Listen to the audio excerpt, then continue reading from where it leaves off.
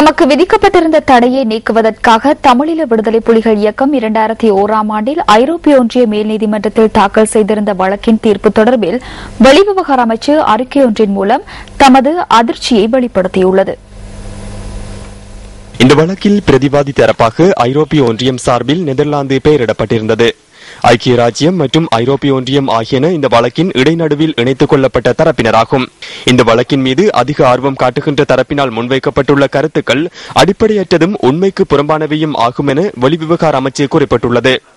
இத்தகைய வழக்கொன்றை தாக்கல் செய்த பின்னர் அதற்கான சட்ட ரீதியான ஆலோசனைகளும் விசேட நிபுணர்களின் உதவியும் ஐரோப்பிய ஒன்றிய கட்டமைப்பினூடாகவும் ஐரோப்பிய சட்ட வல்லுநர்களிடமும் எதிர்பார்க்க வேண்டியுள்ளதாக வெளிவிவகார அமைச்சின் அறிக்கையில் தெரிவிக்கப்பட்டுள்ளது.